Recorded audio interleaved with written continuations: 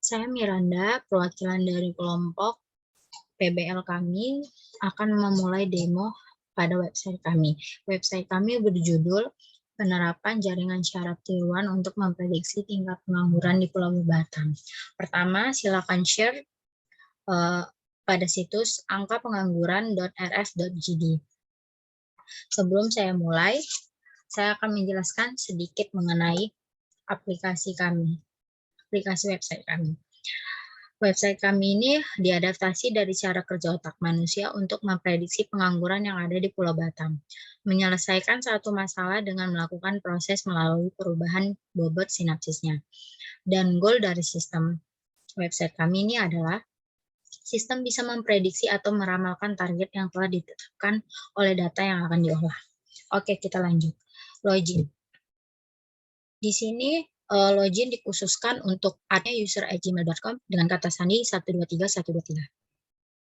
Sebelum mulai pada tahap prediksi, harus memiliki langkah-langkah terlebih dahulu. Yang pertama, upload data. Di sini data berupa Excel. Ada contoh data. Jangan lupa memberi nama. Sini data contoh. Lalu upload. Data akan dibagi menjadi 2, yaitu 4 untuk data pelatihan dan 4 untuk data pengujian. Lalu kita simpan.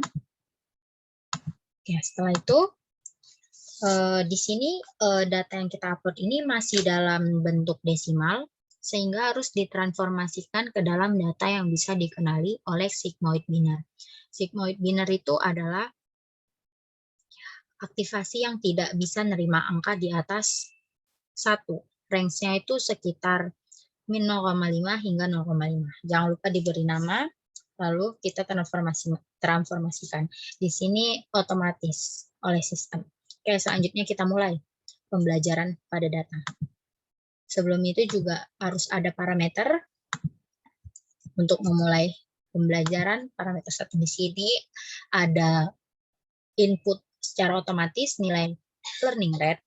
Nilai learning rate itu gunain di bawah 0,5. Kami menggunakan 0,25, yaitu nilai standar yang sering digunakan. Oke, simpan. Selanjutnya kita mulai training.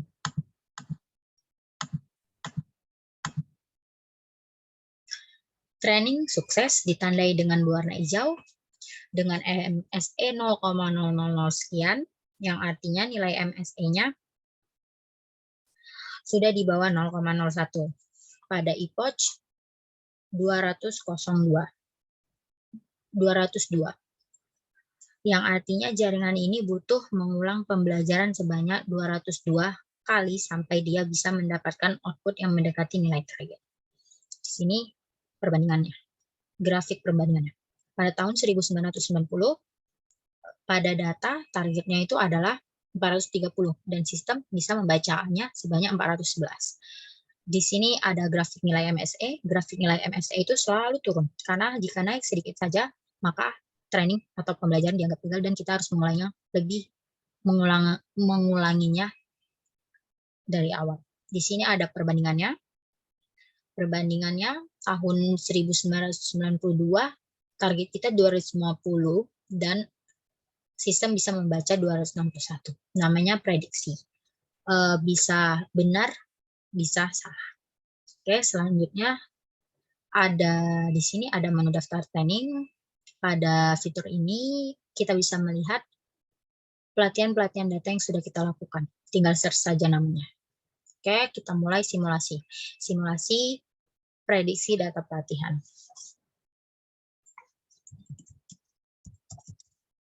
Jangan lupa diberi nama terus, karena pada saat jadi mudah untuk melihat gitu pada daftar simulasinya nanti. Oke, kita gunakan acuannya itu pada data training sebelumnya yang sudah kita lakukan. Mulai. Oke, sistem dapat membaca dengan keakurasian 98,06% dan itu merupakan cukup berhasil.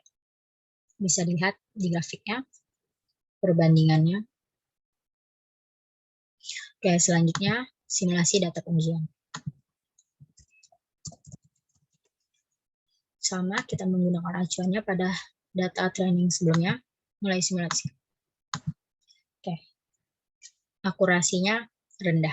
Kenapa demikian? Karena sebelumnya pada saat simulasi data pelatihannya sudah melewati pembelajaran oleh sistem, sehingga sistem dapat membaca keakurasiannya cukup tinggi.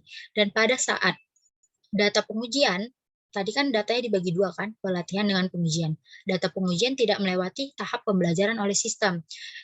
Jadi bekal sistem itu hanya pada data pelatihan sebelumnya.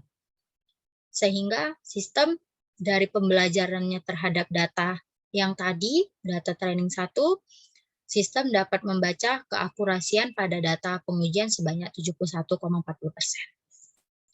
Di sini ada daftar simulasi. Daftar simulasi, di sini daftar simulasi yang bisa kita lihat dengan sama men-search namanya. Oke, kita mulai prediksi. Di sini saya memprediksi angka pengangguran pada tahun 2010. Nama datanya data 1,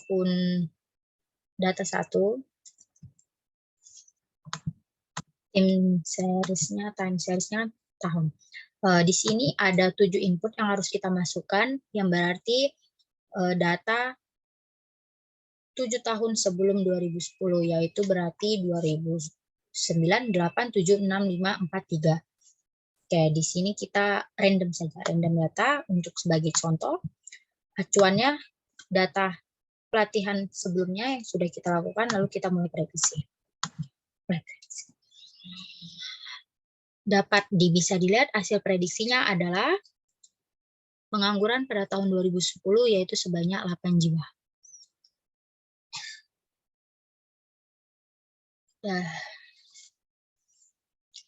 Sekian dari video demo yang dapat saya sampaikan. Terima kasih.